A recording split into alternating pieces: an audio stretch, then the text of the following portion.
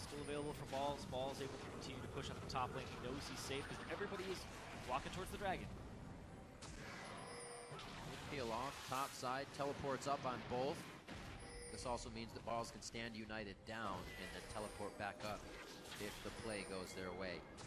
Very weird movement by Move himself.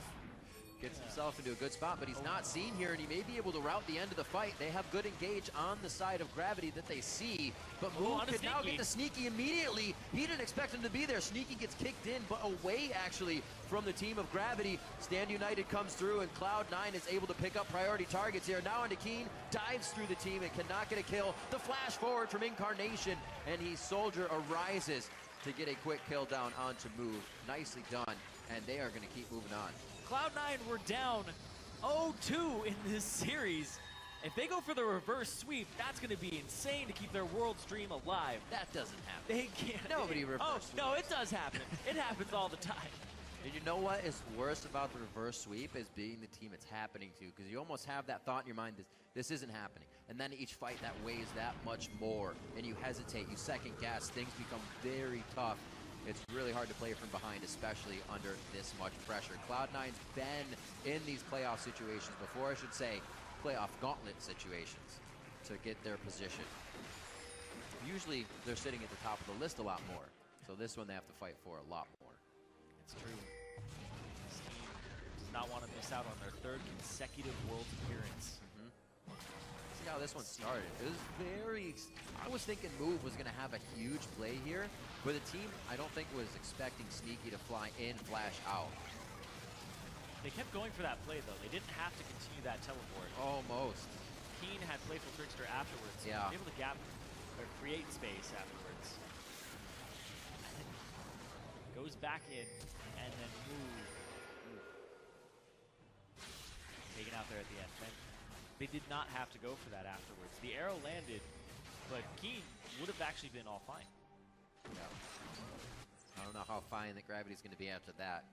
4-0 now. 0 kills were picked up by Gravity. They couldn't answer with anything. All they have is the bottom turret that Altec grabbed before that fight.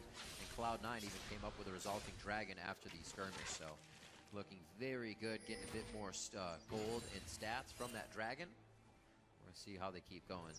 Lemon Nation very close to having that Zeke's done with another 500-600 gold in his inventory. It's crazy how this best of 5 has actually pretty much been the story of Gravity's season. That arrow. There's a lot of CC there.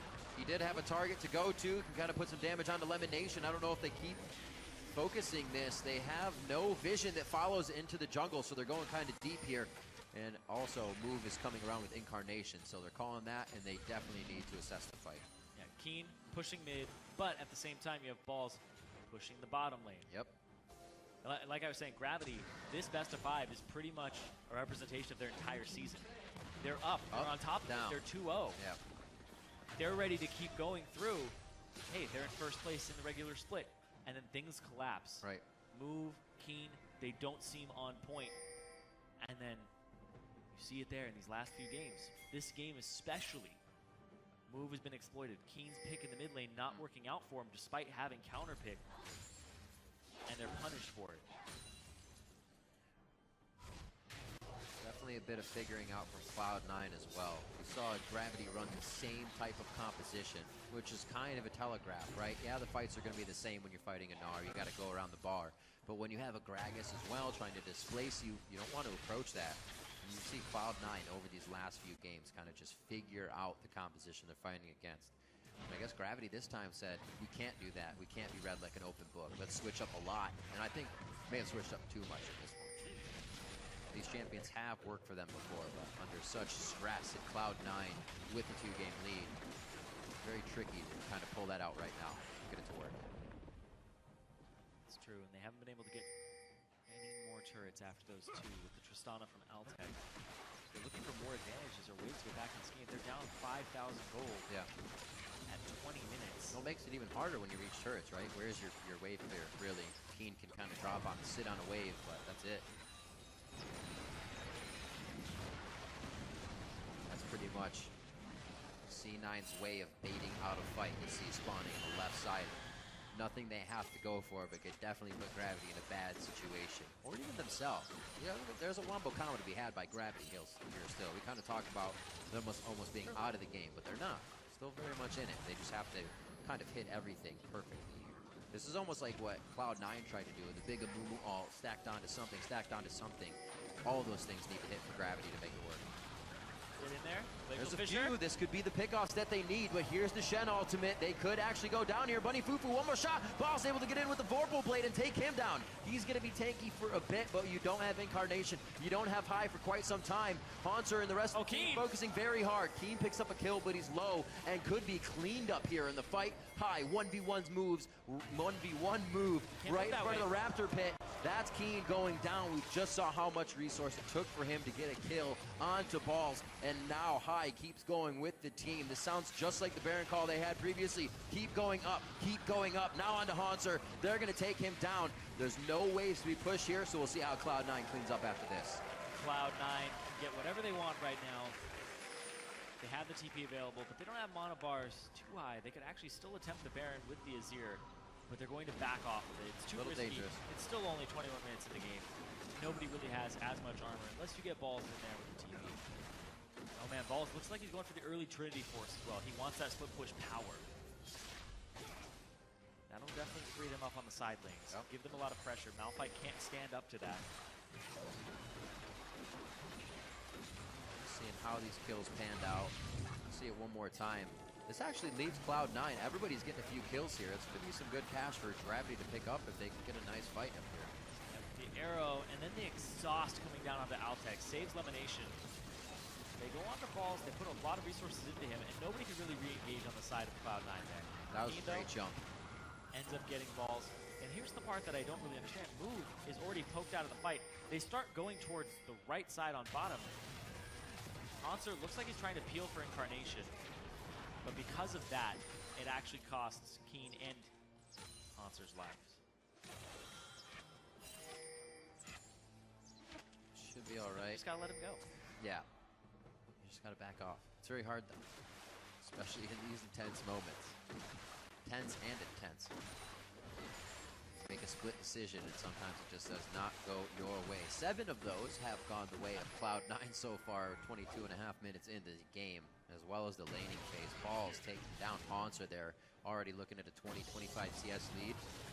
About a 30 CS lead and more for Incarnation in the mid lane, his best of the series so far. And Sneaky has kept himself strong on that Ashe after playing Trist after Trist game. Both AD carries have actually swapped each other's champions this game, and Altec is not finding the same results on Tristana. Can't get those Ashe arrows in the team has been relying on for engages. Yeah, you saw the bottom lane being back and forth. He was trying to get explosive charges to find some type of advantage. Right. Elimination's shield constantly. And this is not a Janna that was going to roam very frequently, but it kept Bunny Fufu in lane, which was the objective of this bottom lane. Stop Bunny Fufu from roaming and just make it a 2-on-2 skirmish mid lane over and over again, because they kept winning it. Incarnation created his own advantage over Keen just by outplaying him and poking him over and over again. And you can see that manifest in the Nashor's Tooth and the Rylai's Crystal Scepter already included for Incarnation. 2 minutes ago as well, after that fight in the top lane that we saw extend, Lemonation finished the Zeeks, so that's even bigger now for Sneaky. We saw that a lot for Altec, but it wasn't built up for Altec when he had Ashe. Sneaky's being used a lot differently here in the composition of Cloud9. But still the arrow. It's true. You never want to give that up. 24 minutes and a 6,000 gold lead is what Cloud9 is looking at. As we said, gold leads have not been given up this game if they reach past that certain point of pretty much just 1,000. And this is the biggest one we've had throughout the series. Keen trying to put down forward boards and keep the team in the game. Hopefully they can get a pick onto somebody here. They still have a composition that can work like that. Yeah, they can still get the picks off. This may be one. Looking for him. Gets up Sneaky. Hey. Oh, nice flash. Oh no, the Shen! That's gonna be the last bit of damage. Keen again using all resources to try and get a kill, and he is completely thwarted by the quick fingers of Balls, and Sneaky calling for the help. Talking about it earlier, it is a nightmare for Shen, or for Fizz, when you have to go to against a Shen and a Janna, and they both showed up. Oh, that's just a nightmare. Was that a taunt? Did he taunt out so he actually got shot? He was trying to go for a jump taunt. From the side. Everything worked out in his favor anyways. Here comes Incarnation. They should be able to drop Bunny Fufu. Altec says, thank you, Valiant Sir, for allowing me to get out safely. And Cloud9 is the one to start getting picks, even though Gravity was moving their wards forward. Unfortunate. Yeah, you can't 100-0 somebody at any point on the map as this Fizz, and you saw right there, the global down from Balls, and then he globals back up to the top lane for another kill. This Shen working out majorly well for the move, though, off on the side. That's that global If he presence steals they this wanted. Baron, it gets Gravity back in the game, but they are doing a great Still job. have Chum the Waters on Keen. It could be disruptive to go coming in for from it. the right. Oh, you're not going to be able to smite too much if you're not at the draw. Baron pit kicked out, back over Emperor's Divide. Haunter is trying to do a little bit to help out his teammates. A very big I think I can situation from Gravity. They think they can keep fighting. Are they correct though? Altec with great shots on the outside as High tries to gun down for him, and he forces Altec over the wall. That means the DPS cannot follow through still. And again, well cordoned off and fought by Cloud9 in a tight spot. Baron to Cloud9, 12-1 in kills. They are on match point to move on in the semifinals and get one step closer for their third consecutive appearance at Worlds. Cloud9 are in the driver's seat, 10K gold up right now. Arrow on Altec, he clipped too early! The kill. That's all. Yeah, the Cocoon actually hit Bunny Fufu. I wasn't sure at first due to the overlap of the champions, but he does go down. It's still a resulting kill, and Altec actually hasn't left from the first engage that he was saved from by Bunny Fufu. That was Bunny Fufu coming up again to die, saving him. Unfortunate here. Cloud9 is making everything work, fortunately, in their favor. Cloud9 Incarnation. It all started with this Catalyst in the mid lane, and now everybody is grouping up around him. And you can see he keeps him off on the side. He gets right here, and then he sections this off perfectly. So if you want Baron, run past, you do not get can't Baron. even get there. And they don't have the damage here just yet. Altec will come in a second. They try to blow up Incarnation, but he has barrier. He's fine. Haunter ulties onto the side, and they don't have the damage there just yet. Even if they were there, Sneaky has Zeeks. They have all these things going in Cloud9's favor. They just have a massive gold advantage that is now ballooned to 12,000 gold off of that little start. And you see the little plays from Haunter there at the end. Flashing to get a Q killer, flashing to get those last kills. They are so hungry for something. Everything has been taken away from them, just inches away from happening. 13-1, and they've actually had Cloud9 blinking red health bars a lot. But Cloud9 is eking their way out of these fights, and that is one of the hardest ways to fight, because you always think you have that kill and then take one step too far. Cloud9 has been using that to a great advantage here. High seems to be a little too far out on this one, but look what Cloud9 is doing to the base while they're trying to fight High. He's still alive from the Stand United of Balls and could still be alive after this fight. Gets taken down by the ultimate of Haunter in the end. That cannot be used for a full group fight. Balls can't even be taken down. Soldiers over the wall as Incarnation continues the fight. Lemon Nation's going salami on the turret for the sneaky triple kill, and Cloud9 is now running over Gravity to the Nexus. They'll get at least 2 inhibitors here. They'll take down this turret, they'll get this one, and then there's one open in the mid lane already.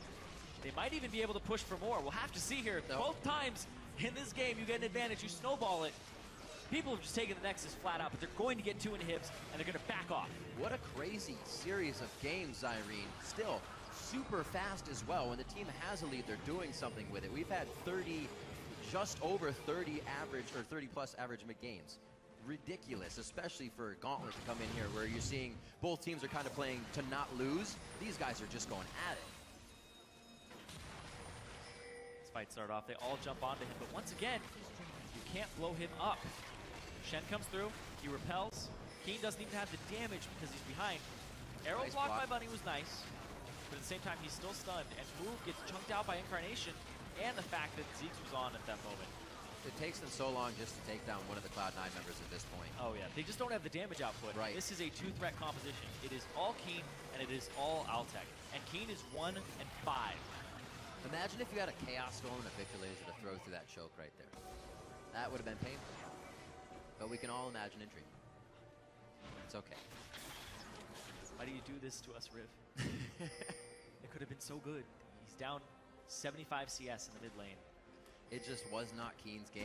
And you know Balls went over the wall. High and Incarnation made sure that was happening. Yeah, he's really tanky. Just look how tanky he is. Takes about every ultimate / skill in the reels coming out from Gravity, and they're still able to take him down. A double kill coming in for Sneaky. That's a kill already for Incarnation on the fight as High picks one up for himself.